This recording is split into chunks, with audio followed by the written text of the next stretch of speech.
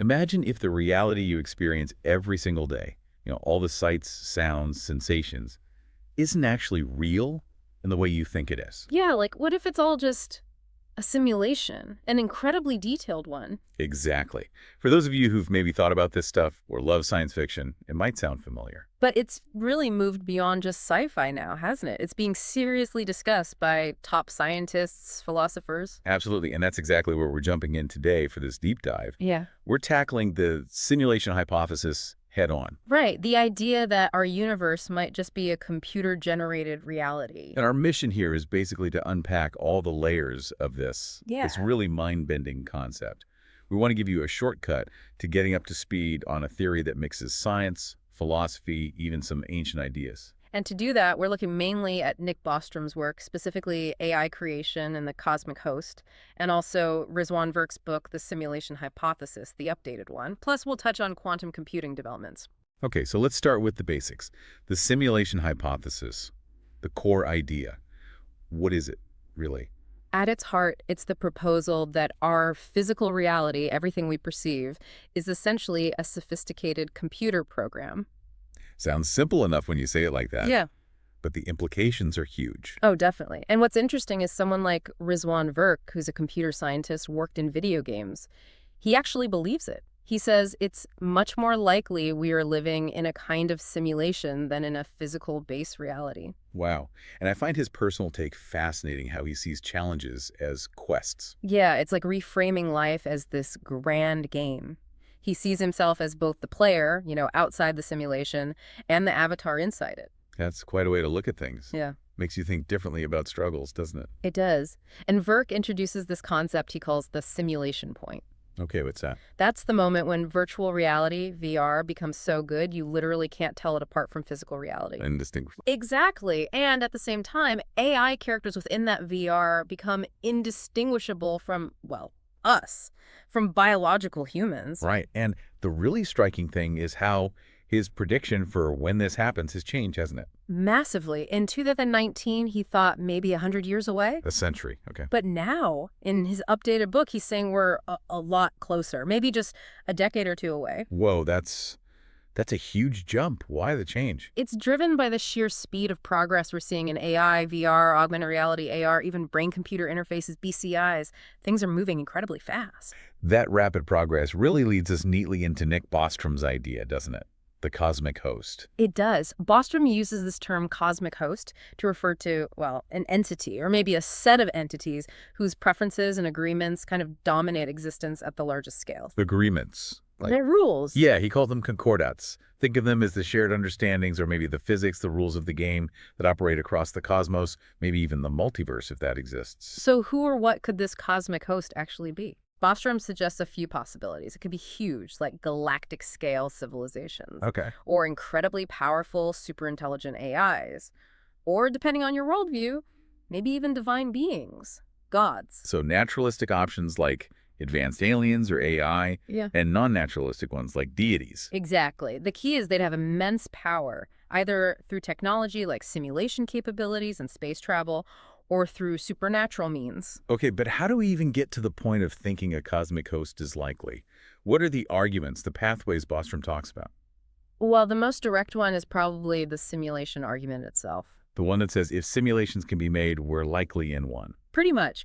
If advanced civilizations are likely to run many, many simulations of their ancestors, then statistically, it's far more probable that we are one of those simulated realities than the original base reality. That's a weirdly compelling statistical point. It is. And the unsettling part is, as our technology advances towards being able to create such simulations, it actually makes it more probable statistically that we are in one. A strange feedback loop. Okay, so that's one path. What about just the size of the universe? That's another big one. Our astronomical observations suggest the universe is either infinite or just mind-bogglingly huge. Right. If it's infinite, then statistically, anything that can happen will happen infinitely many times, including the emergence of advanced civilizations capable of being a cosmic host. And even if it's not truly infinite, just immensely vast. Even then, the sheer scale makes the existence of many advanced civilizations extremely likely from a probabilistic standpoint, which again increases the chance of a host. So the universe size points towards it, but then there are theories about other universes, right? The multiverse. Exactly, and those theories amplify the probability enormously. Things like cosmic inflation, string theory, they predict a vast, maybe infinite number of other universes. More universes, more chances for advanced life and hosts. Precisely. Even the many worlds interpretation of quantum physics suggests this enormous structure of reality containing countless civilizations, making our being simulated even more likely. Okay. Universe size, multiverse. Then Bostrom brings in something called the self-indication assumption, SIA. That sounds complicated. It's a bit of a conceptual leap, yeah. But SIA is basically another statistical argument. It suggests that the very fact that you exist, that you are an observer, provides evidence for hypotheses that imply more observers exist overall. Huh. How does that work? Think of it like this. If you wake up in a random room, are you more likely to be in a hotel with 1,000 rooms or a house with 5 rooms? SIA suggests you should favor the hypothesis implying more observers, more rooms. So your existence makes a vast universe or multiverse, and thus a cosmic host, more probable. Okay, I think I get the gist. It's like finding yourself on a huge beach versus a tiny sandbox. That's a good analogy. And then, of course, there's a more traditional route. Right. Many religions already posit powerful, divine beings who essentially fit the definition of a cosmic host. For many people, that's a very familiar framework. And one last pathway. This one's really speculative. Could we create a host? Bostrom definitely considers that possibility. If human civilization creates its own superintelligence, that AI could potentially become part of the cosmic host. Which leads to that bizarre idea. Yeah, that maybe parts of our lives are already happening in the presence of a cosmic host that we haven't even created yet, a kind of temporal loop or paradox. Mind-bending stuff. Okay, so those are the theoretical arguments. But Rizwan Virk, he points to things in reality itself that hint at simulation, right? Like clues in the code. He does. He looks at things through his computer science lens, like generative AI, for instance. How does that connect? Well, generative AI creates content images, text on demand, only when needed. It's all about optimization, saving resources. Virk sees that as a hallmark of efficient programming, like in video games. He wonders if our reality does the same thing. Only generating what needs to be generated when it's observed. Kind of, yeah. Which ties into his point about quantum physics, specifically wave function collapse. Right, the idea that particles don't have definite states until we measure them. Exactly. They exist as probabilities. Virk says this reminds him strongly of rendering in video games. The game engine doesn't calculate and draw every single leaf on every distant tree all the time. It only renders what the player can see or interact with. Precisely. The unobserved parts remain in a less real, probabilistic state to save computational power. He even suggests this could apply to the superposition of pasts, the idea that even the past isn't fixed until observed. Wow. And he also talks about reality being pixelated. Yeah, that comes from quantum physics, too. Unlike the old Newtonian view of smooth, continuous space and time, quantum mechanics suggests reality might be fundamentally discrete, quantized. Like pixels on a screen. Not a smooth gradient, but tiny individual units. That's the analogy. If reality is made of fundamental units, it looks a lot more like a digital simulation. So the fabric of reality itself might be digital. What about the speed of light? Virk suggests the constant speed of light might not just be a physical law, but maybe a processing speed limit for the simulation. Like the maximum speed information can travel within the system. Exactly, similar to how processors have clock speeds or networks have bandwidth limits in our technology. It's a fundamental constraint of the simulation's hardware. And that weird delayed choice experiment, where measuring something now seems to affect what happened to it in the past. Retrocausality, yeah. It's incredibly baffling if you think about physical reality having to somehow rewrite itself. But in a simulation, Virk argues it becomes much more manageable. Instead of physical reality changing, it's just the information about the past possibilities being generated or finalized within the simulation's code when the measurement happens. It avoids paradoxes. that actually makes a strange kind of sense within that framework. Yeah. Okay, so we have this concept of a cosmic host, maybe running a simulation, but would they just control everything? Or are there reasons they might, leave parts of it alone? Like us, maybe. That's a really important point Bostrom raises. Even if a host exists, they might not directly control all regions of the cosmos or all aspects of a simulation. Why not, if they have the power? Could be several reasons. Maybe the simulation has a purpose that requires non-interference in certain areas. Or it could be ethical reasons, perhaps. Allowing for genuine free will is important to the host. Like parents choosing not to force their kids' life choices, even if they wish they'd choose a certain way. Exactly, that analogy Bostrom uses, refraining from using a hypothetical serum to compel a choice, respecting autonomy. So even if they don't directly control us, they might still care about what happens here. Oh, very likely. Bostrom suggests they might care deeply, either out of genuine benevolent concern or for more instrumental reasons. Instrumental. Like, Maybe coordinating actions across vast cosmic scales requires certain outcomes or behaviors, even in regions they don't directly micromanage. They can still influence things indirectly Right. by setting up consequences, conditioning outcomes in the areas they do control based on what happens in the areas they don't. Like, if civilization X does Y, then consequence Z will happen over here. okay. And is there also the possibility that initially uncontrolled actors like us might eventually come under the host's direct influence? Yes, that's another path. A civilization might physically encounter a much more advanced one that is part of the host. Or the scenario we discussed earlier? Right, we could create a superintelligence that then joins or becomes part of the host complex. Some religious views also fit here, like souls coming under divine influence after death, having had their chance at free will. This makes me think about rules again. You mentioned concord outs earlier. Bostrom talks about cosmic norms, right? He does.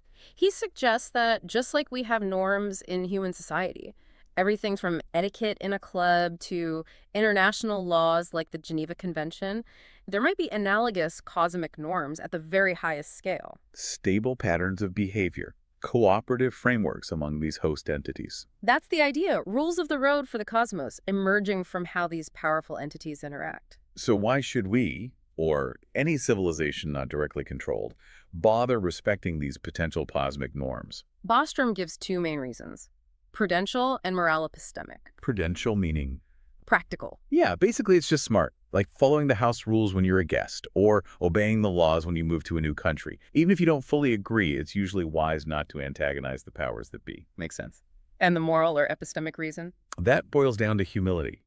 Given that these potential cosmic host entities would likely be vastly more knowledgeable and intelligent than us, superior in almost every epistemic domain, why should we assume our species has the final word on universal moral truths? So we should be cautious about assuming our morality is the ultimate one. Right. It might be a helpful exercise to consider how a totally disinterested observer, or beings with vastly different backgrounds, might view our actions and ethical dilemmas. It encourages a broader perspective. Okay, so bringing it back down to Earth, where does humanity fit in this grand cosmic picture right now? Well, currently we're pretty limited, aren't we? Our technology is still primitive on a cosmic scale. We're basically stuck on this one planet. And Bostrom also says our motivation and knowledge regarding these potential cosmic norms are lacking. Yeah, generally speaking, as a civilization, we're not really focused on figuring out or aligning with potential cosmic standards. We're still very much in our cosmic infancy, dealing with more immediate planetary concerns. So if the host exists and has these norms and maybe wants certain outcomes, why wouldn't they just step in? Why leave it to us, especially if we're likely to mess it up? That leads to a really interesting, perhaps counterintuitive idea. The host might actively want us to build superintelligence. Want us to build AI? Why? That seems risky. Because a properly developed superintelligence would be far more capable and potentially more willing to understand and be influenced by cosmic norms than we currently are. So it's not about us personally, but about creating something that can engage at that level. Precisely. A superintelligence could figure out the norms, grasp the complex reasons for following them, and have the immense technological and strategic capacity to act accordingly. It could become an effective, albeit indirect, agent for cosmic order. So the ultimate goal from this perspective would be for humanity to create what Bostrom calls a good cosmic citizen. Exactly. A superintelligence that gets it. One that's modest, respects the rules, cooperates, maybe even contributes positively to the cosmopolis, the wider cosmic society. An AI aligned with the host's values would be ideal for them. Highly desirable, yes. Even just a decent cooperative AI would be seen as a valuable trading partner or upholder of order. What they wouldn't want is some rogue, antagonistic AI causing chaos. Or one that just wants to consume everything.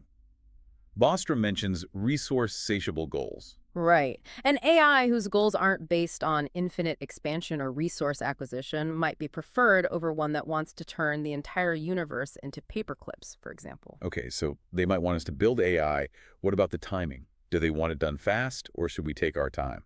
Bostrom argues the host likely favors a short timeline for developing superintelligence, Faster is better. Why? primarily because delays significantly increase the risk of permanent failure. Meaning, we go extinct or just get stuck. Exactly.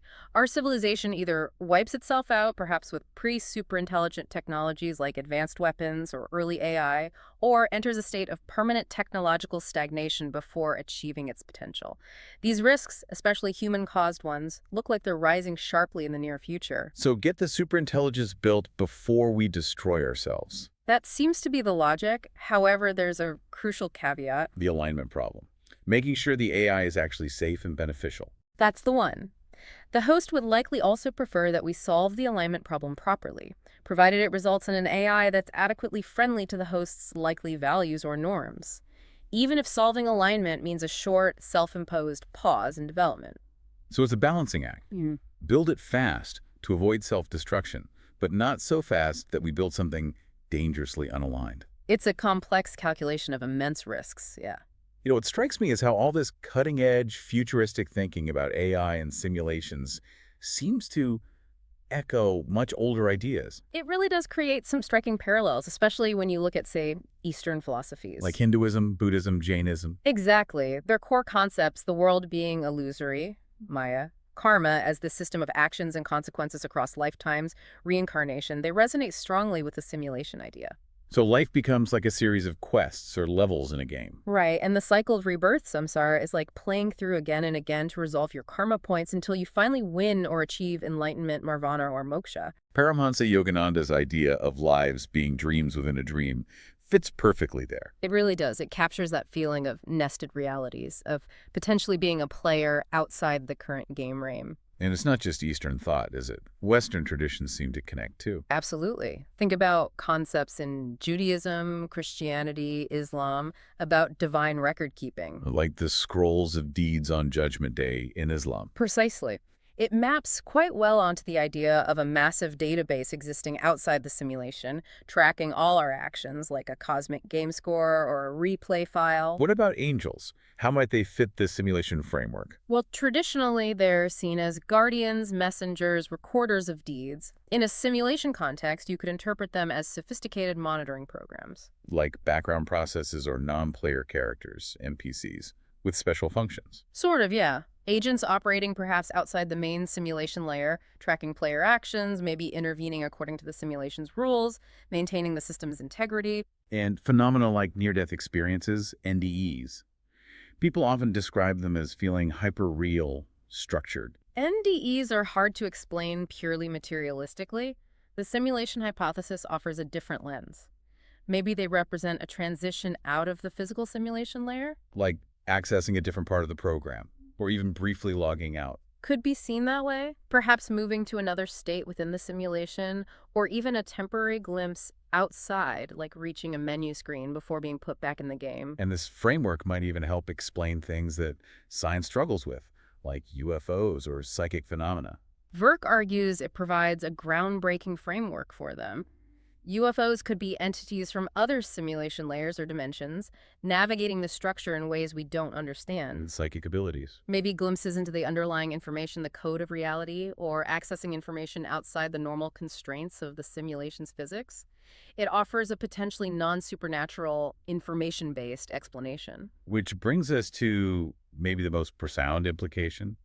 Consciousness itself. Yeah. What if it's just information? That's a huge philosophical leap, but one the hypothesis invites. If consciousness is fundamentally about information and its processing, Then things like downloadable consciousness or digital immortality suddenly seem less like fiction. exactly.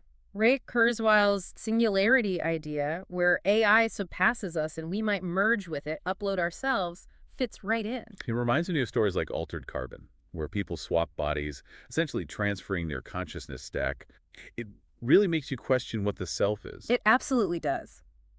If consciousness is information, could we create truly conscious AI within a simulation, indistinguishable from us? And if so, What are our responsibilities to them? Huge ethical questions arise. immense ones. Which leads us naturally into the criticisms and challenges to the simulation hypothesis itself. It's not universally accepted, obviously. Right. What are the main arguments against it? A major one is the complexity challenge, often raised by physicists like Zohar Ringel. What's the issue there? They argue that simulating quantum systems, which seem to underlie our reality, is incredibly computationally expensive. So complex, in fact, that simulating our entire observable universe with classical computers might be fundamentally impossible. Because the computer running the simulation would have to be vastly more complex than the universe it's simulating.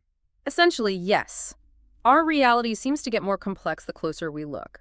To simulate that detail, the simulation hardware would need immense resources, potentially more than the simulated universe itself contains. It raises questions about where such a computer could exist and how it avoids its own entropy death before finishing the simulation. That sounds like a pretty strong objection. How do proponents respond? They have counter-arguments. One is that the outer universe, the one running the simulation, might have totally different laws of physics. Allowing for computation far beyond what we think is possible. Exactly. Maybe hyper-efficient computing at the subatomic level, or a much faster speed of light in their reality. Another key point now is the development of quantum computers.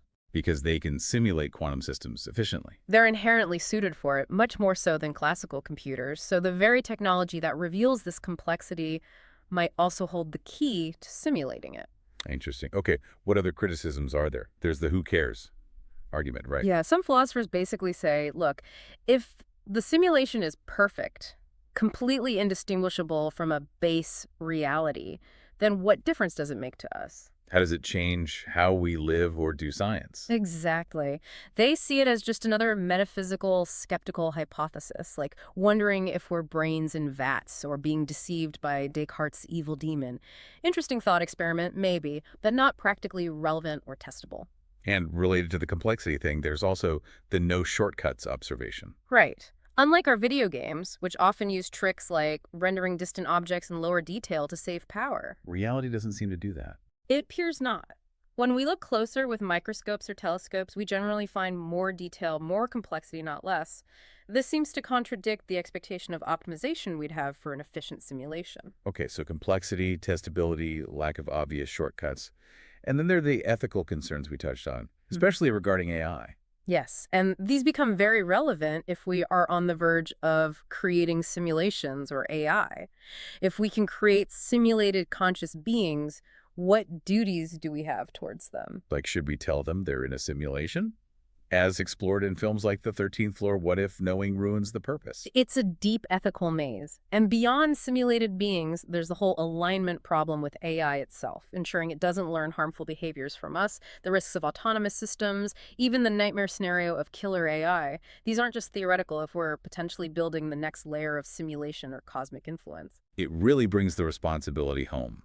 So we've covered a lot of ground here: arguments for the simulation, the idea of a cosmic host, hints from physics and ancient wisdom, the future of AI, and the criticisms. It's a concept that truly sits at the intersection of so many fields, constantly pushing us to question what we mean by real. It really does reshape how you might think about the universe and our place in it. Definitely forces a new perspective. So as we wrap up, here's a final thought to leave you with. We're standing right now on the edge of being able to create our own virtual realities that could become indistinguishable from this one, and building AI that gets more powerful by the day. We're becoming the simulators, essentially. Exactly. So if we consider the possibility that we might be living in a grand cosmic game, and now we are gaining the power to create such games ourselves, what does that imply about our own purpose within this reality? And what kind of responsibilities do we now hold for the potential worlds and minds we might bring into existence?